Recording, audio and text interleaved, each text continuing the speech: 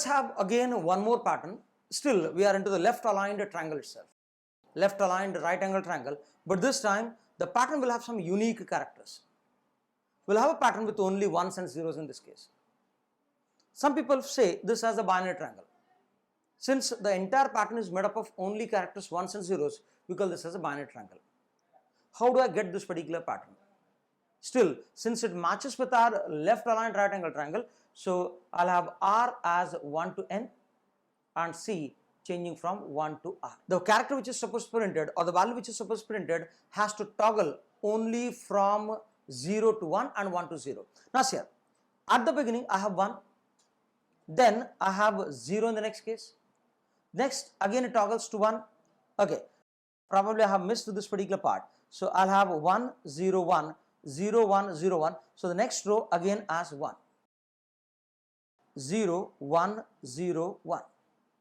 If you observe, at row 1 I have 1, at row 2 I have 0, at row 3 I have 1, at row 4 I have 0, at row 5 again I have 1, which concludes that when R is odd, your K will be 1, and when R is even, your K will be what? 0. Remember this.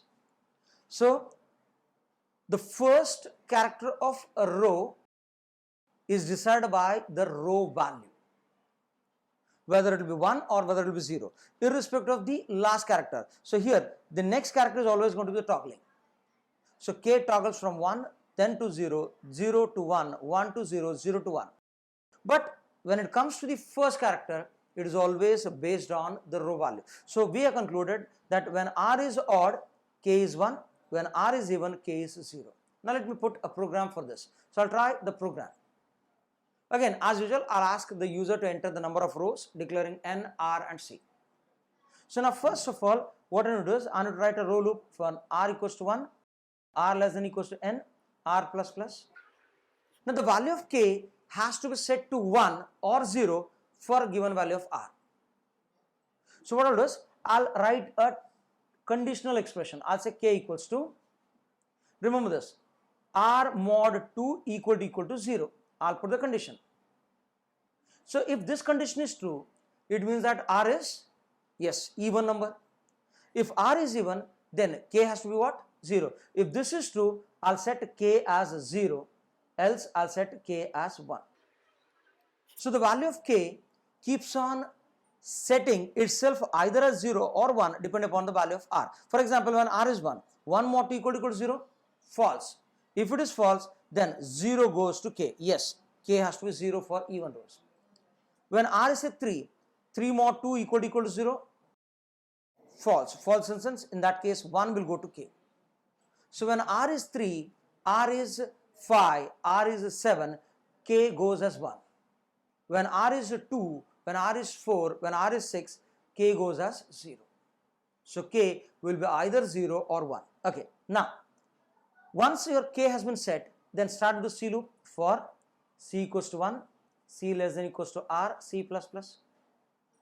Within this, what it is, whatever the value which has been set with K, print that particular value. I'll say printf percentage D comma K.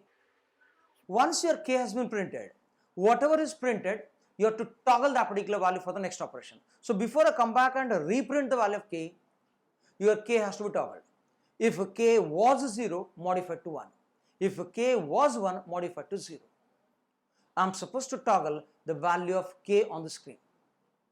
So what I'll do is I'll set this condition. I'll say K equal to 1. If K is equal to 1, what's the next value of K? 0. If this is not 1, then let this be 1 itself. So this is my conditional expressions. I'll put a semicolon, forget this particular bracket, and this will be value of K. Now here, suppose in the first row K is printed. Suppose if I am at this row, K is 1, printed 1. 1 equal to 1, true. True in the sense 0 goes to K. So when I come back next time, what will be value of K? 0. 0 equal to 1, false. 1 goes to K. So K keeps on toggling from 1 to 0 using this particular conditional expression. So as usual, once you complete the entire C loop, I'll say printf /n on the screen. and then end this particular bracket. So here I'll have value of k being placed depending upon the value of r. So k is either set to 0 or 1 for even values or odd values of r, and then this expression is used to toggle the value of k from 0 to 1. So there are two conditional expressions which I have used. The first conditional expression is to set the initial value of k, that is these values, and then the second expression is to change the value of k from 1 to 0 or 0 to 1. So go through the code slowly, observe how exactly the operation goes, take the value of n as say 4 and traverse the entire code. You'll be able to obtain the entire operation. Thank you.